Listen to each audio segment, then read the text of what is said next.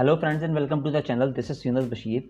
HTML series की हम काफ़ी सारी चीज़ों को सीख चुके हैं और इसी तरीके से हम कंटिन्यू करते रहे तो बहुत जल्द हम HTML CSS जावास्क्रिप्ट तीनों को हम कंप्लीट कर लेंगे इंशाल्लाह। तो अब हम बढ़ते हैं आज की वीडियो की तरफ। आज जो हम सीखने जा रहे हैं तो सबसे पहले हम ये देखेंगे कि किस तरीके से हम एक लिस्ट क्रिएट कर सकते हैं HTML के अंदर। और इसमें हमारे पास दो तरह की लिस्ट होंगी, एक ऑर्डर लिस्ट होगी और दूसरी अनऑर्डर लिस्ट होगी। हम उन दोनों का डिफरेंस देखेंगे और उसके बाद हम कुछ स्टाइल्स भी लिस्ट के ऊपर लगा कर देखेंगे और देखेंगे कि किस तरह के स्टाइल्स इसके ऊपर अप्लाई हो सकते हैं। तो आइए ज़रा विजुअल स्टूडियो की तरफ चलते हैं। ओके, तो ये हमारा पिछला अब तक का बनाया जाने वाला प्रोजेक्ट है। मैं इसको थोड़ा सा स्क्रीन को जो है वो इंक्रीज़ कर देता हूँ। अब ये देखिए, ये हमारा पिछला प्रोजेक्ट है जो हमने अब तक बनाया है। अब हम इसको आगे कंटिन्यू करते हैं। तो कंटिन्यू करने के लिए वैसे तो हमने अब तक सिर्फ डिव्स को सीखा है, अब तक हमने एक पूरा प्रॉपर लेआउट वेबसाइट का बनाकर देखा नहीं। तो इंशाल्लाह अगले 3-4 वीडियोस के अंदर जब तक हम काफ़ी सारी चीज़ों को सीख चुके होंगे, तमाम छोटे छोटे पीसेस को सीख चुके होंगे, तो इन तमाम चीज़ों को फिर हम अप्लाई करके देखेंगे और एक कंप्लीट वेबसाइट का लेआउट आखिर में हम तैयार करके देखेंगे। तो छोटी छोटी वीडियोस का मकसद ये कि ताकि हमें तमाम चीज़ें बेसिक तरीके से अच्छे तरीके से समझ में आ जाएँ। फ़िलहाल एक काम करते हैं कि हम इसके अंदर एक नई फ़ाइल क्रिएट कर लेते हैं और इस फाइल का नाम रख देते हैं contactus.html का हम इसमें एक्सटेंशन दे देते हैं। बहुत ही सिंपल तरीका है, हम पूरा का पूरा लेआउट तैयार कर सकते हैं। HTML:5 हम यहाँ पे जैसे ही इंटर करते हैं तो हमारे पास ये जो है वो हमारे पास पूरा बेसिक लेआउट यहाँ पर सामने आ जाता है। सबसे पहले टाइटल देते हैं। टाइटल हम लिख देते हैं कॉन्टैक्ट अस। सेव करते हैं, पेज को रन करके देखते हैं। टर्मिनल हमारे पास मौजूद है तो टर्मिनल के अंदर हम पेज को रन करेंगे।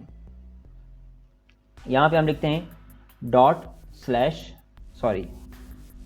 हम यहाँ पे लिखते हैं टर्मिनल के अंदर / और फाइल का नाम। तो जैसे ही हम एंटर प्रेस करते हैं तो गूगल क्रोम हमारे पास ओपन हो जाता है। तो हमने लिखा / और फाइल का नाम क्या है हमारे contactus.html। वैसे मैंने आपको बताया था कि और भी तरीका है कि आप डायरेक्ट किसी फोल्डर के अंदर चले जाएं। जैसे मैंने डेस्कटॉप के ऊपर वेबसाइट के नाम से फोल्डर बनाया हुआ है, वहाँ से भी आप डबल क्लिक कर सकते हैं, आपकी मर्ज़ी है। तो ये एक सिंपल तरीका है। जैसे ही मैंने इस पर एंटर किया तो अब आपको नज़र आ रहा होगा कि गूगल क्रोम के अंदर मेरा ये पेज ओपन हो चुका है। कॉन्टैक्ट अस का टाइटल मैंने दिया था तो यहाँ पर टाइटल नज़र आ रहा है। अब वापस चलते हैं अपने विजुअल स्टूडियो के अंदर और हम इसके अंदर एक लिस्ट बना के देखते हैं। लिस्ट बनाने का बहुत सिंपल तरीका है। बॉडी के अंदर जाएंगे, सबसे पहले तो हम यहाँ पे H1 का टैग ले लेते हैं और हेडिंग लगा देते हैं हम अपनी प्लीज़ कॉन्टैक्ट अस, खाली इतना ही लिख देते हैं। और उसके बाद हम नीचे लिस्ट के अंदर हमने अपने कॉन्टैक्ट जो हमारे पास जो मेथड्स होंगे हम वो उनके बारे में लिख देते हैं। तो सबसे पहले हम यहाँ पे लिस्ट क्रिएट करने के लिए दो तरह की लिस्ट होती है, एक ऑर्डर लिस्ट होती है और एक अनऑर्डर लिस्ट होती है। तो सबसे पहले जो हम ऑर्डर लिस्ट बना के देखते हैं। OL का टैग आता है इसके लिए, ऑर्डर्ड लिस्ट, ठीक है। ओपनिंग और क्लोजिंग हमने यहाँ पे दोनों बना दी। अब इसके अंदर आइटम ऐड करने के लिए आपको LI का टैग लेना पड़ता है, ठीक है, लिस्ट का LI लिस्ट। अब इसके अंदर हम जो है वो अपने आइटम्स लिखेंगे। तो पहला आइटम हम लिखते हैं ईमेल और हमने इसमें लिख दिया abc@ जो है हमने लिख दिया gmail.com। और इसी तरीके से हमने इसको कॉपी किया और यहाँ पे पेस्ट कर दिया और एक बार फिर हम पेस्ट कर देते हैं। और दूसरे में हम कॉन्टैक्ट इन्फॉर्मेशन में हम लिख देते हैं फ़ोन नंबर, फ़ोन हमने लिख दिया और यहाँ पे हमने लिख दिया कोई भी एक रैंडम लिख दिया, नंबर लिख दिया हमने 1 2 3 4 5 6 7, ठीक है। और आखिर में हम क्या करते हैं, हम अपनी वेबसाइट के बारे में बता देते हैं कि हमारी कोई और वेबसाइट भी होगी, कोई पेज भी होगा जिसके ज़रिए आप कांटेक्ट कर सकते हैं। वैसे हम आप यहाँ पे लिंक भी क्रिएट कर सकते हैं। तो हम एक यहाँ पे लिंक भी लगा के देख लेंगे कि जब हम इस पर क्लिक करें तो हमारा होम पेज वापस ओपन हो जाना चाहिए। होम पेज हमने इंडेक्स के नाम से बनाया था जो हमने पिछली वीडियो के अंदर बनाया था। तो हम यहाँ पर फ़िलहाल लिखते हैं होम पेज, ठीक है। तो खाली इतना ही लिख देते हैं, लिंक बाद में लगाते हैं। पहले हम इसको ज़रा चला के देखते हैं। हमने यहाँ पे सेव कर लिया और वापस जो है वो इसका हम लुक ज़रा जाके चेक करते हैं।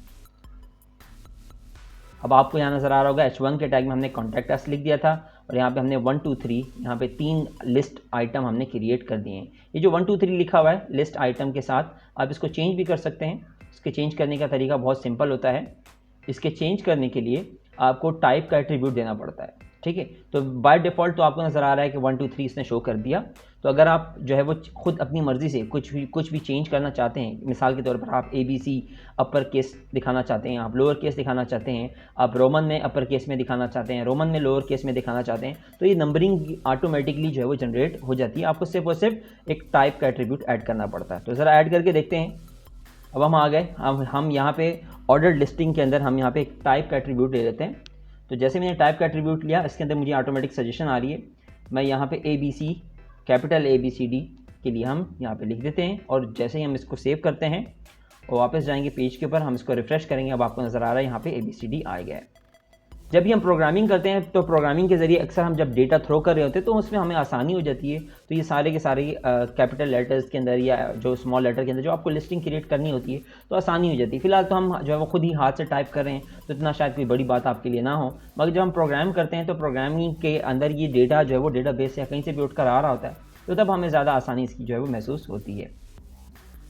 अब वापस आ जाते हैं। हमने ऑर्डर लिस्टिंग तो चेक कर ली कि भाई ऑर्डर लिस्टिंग में आपके पास यहाँ पे मल्टीपल जो है वो आपके पास तरीक़ेकार हैं जो अभी मैंने आपको दिखा दिए थे। तो अगर हम इसको अनऑर्डर्ड लिस्टिंग में कन्वर्ट करें तो आपको UL का टैग लेना पड़ता है। अनऑर्डर्ड के लिए अनऑर्डर्ड, ठीक है। तो ये आपके पास अनऑर्डर्ड की एक लिस्टिंग है, तो इसके ज़रिए भी आप अनऑर्डर्ड लिस्टिंग क्रिएट कर सकते हैं।